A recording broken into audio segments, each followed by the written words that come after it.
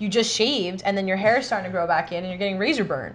Like, that's a real thing, you know? And sometimes, like, you're doing an anal scene, like, you don't eat for 2 days because you're afraid, like, you don't want anything in your system. Like, that's a real thing. So I got my boobs done in November. Like, I decided to get my boobs done. And I told myself, after I heal, and I'm kind of like, you know, I took a little hiatus, I'm going to decide if, you know, I want to get, like, back in the industry and, like, with my new boobs, or I'm going to start to kind of move on and start the new chapter of my life. Because, you know, going into, like I said earlier, I saw this girl doing an anal scene, and the guy, like, pulled out too quick, and she shit everywhere. Like, the shit just went everywhere. And everyone in the room, there was, like, 5 people, because they rented out a shoot house, and, like, you know, they were shooting other scenes there, so there was a lot of people there, and she, like, had a freak out. And there was just, like, the PAs are like, oh, God, like, we gotta clean this shit up. And, like, I felt so bad for this girl, but, like, you know, that's a real thing that happens, and she didn't really prep.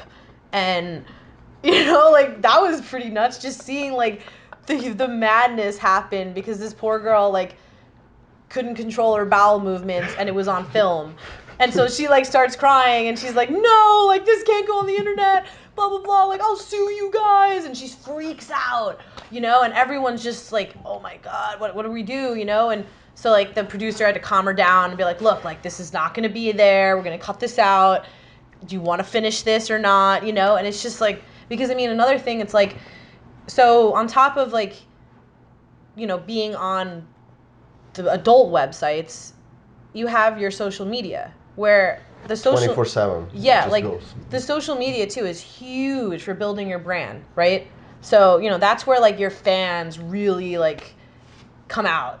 And there was this one girl, and you know, I won't mention names and stuff, but, like, you know, she was nice. Like, I didn't know her very well, but she got into this public argument about she didn't want to shoot a film, like, with someone that she wasn't comfortable with. Like, he was bisexual, this male performer, and she wasn't cool with it. Like, she didn't want to do it. She only wanted to shoot with straight men.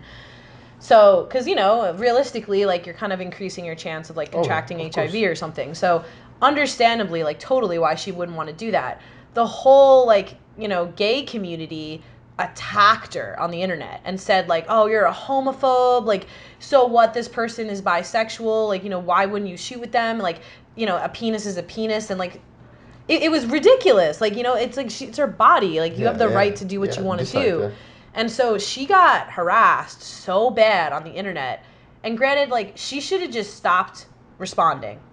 But she didn't, and she kept going and just adding the fuel for the fire. And then there was, like, one final thing she said, you know, like, fuck y'all or something like that, and then no one ever heard from her again, and they found her dead the next day. But it's like, you know, the cyberbullying that happens, because people think, like, oh, you're naked on the internet, it, like, gives you a right to attack someone because they're putting themselves out there. But, like, it's really cruel, and it's fucked up, you know. It's like, they don't realize that these are, like, normal people that have real lives. They just happen to get into this as a job, you know. And everybody watch them anyway. Yeah, I mean, like, and whether you do or not, like, it's like, you don't have to put out that negativity. I mean, it's like YouTube too, like, you know, like, there's people that are just so brutal with the comments and stuff, and, like, there's no need. Not here. The people here are nice. Yeah, but it's just like, that's a real thing, like, the cyberbullying. Maybe it will change after this. Do you get a lot of funny DMs from people? Yes. In fact, like, there was one point I made, like, a Tumblr about the messages I got from people, and I would just screenshot them and, like, put them up. You know, it's just funny shit. Actually, speaking of that, like, my earlier this year, my Instagram got disabled, and I had, like, a good amount of followers. You know, it was, like, over 120,000. I spent a long time building it, you know, and I wasn't, like, it was very, for me, I was posting, like, compilation videos. Like, a lot of them were silly and funny and, like, day in the life stuff. It was barely any adult stuff. Like, yeah, I was definitely, like, looking sexy and stuff, but I was more, like, trying to show people, like, every day, like, what my life is like. And my bandmates and I were taking a hike, and I'm fully clothed, like, in a t-shirt, you know, not exposing anything. And I thought it was funny to, like, make this video about dick pics. Because, like, you know, I was you get these. You get a lot of them. Yeah, and I'm like, what the fuck is wrong with these people? Like, Yeah. why do they think it's smart to like send a picture of your dick? Like, you know, I mean, I don't understand it, and I half the time, no, like 99% of the time, I just don't even accept the message. I just delete it. You know, I thought one day I'm just like, you know what, guys, I am so sick of getting these dick pics. Like, I want to make a funny video about it. So I made up this like monologue about, oh yeah, you men like think it's great to send me these dick pics. Like, yeah, keep sending them. Like, you're just exploiting yourself. Like, I just said something stupid like that, right? And so then when I posted the video, I hashtagged dick pics, like not really thinking about it. Instagram flagged it, and then the next day, my bandmate said, "Did you delete your Instagram?" And I'm like, "No." And he's like, "Well, it's gone." And I tried logging in, and it said, "Your Instagram is permanently disabled for soliciting sexual services." Because I was basically saying, like, send me the dick pics, but it was complete sarcasm. Like a joke, yeah. And I'm clothed. Like, you know, I'm not, like, revealing anything. And so I tried for a few months to get it back. They didn't give it back. You know, and, like, Instagram's been, like, shutting down a lot of people that are in that scene, I guess, or, you know, have or work in the adult industry. So they allow you to create a new one? I did, but then I had a backup account with 10,000 followers, and I started using that, which was my stage name.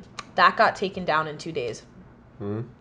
So I was blacklisted, basically. So I had to make a new handle, completely start over, and I couldn't use my stage name. So, like, that sucked. Wow.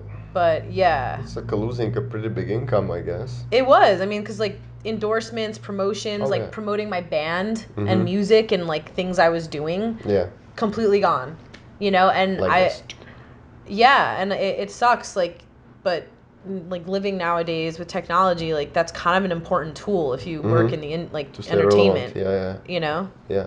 So that was a bummer. And so I kind of took what I could get. So what did you do? Just like some hardcore stuff that like is very degrading, and like, you know, stuff where I'm like dressed up as animals and like just like weird stuff that where someone sees it, it's like, kind of fucking weird, you know, like, but I don't know, I was just like experimenting, and like I said, much more impulsive and not as experienced like as I am now. Like, that was something.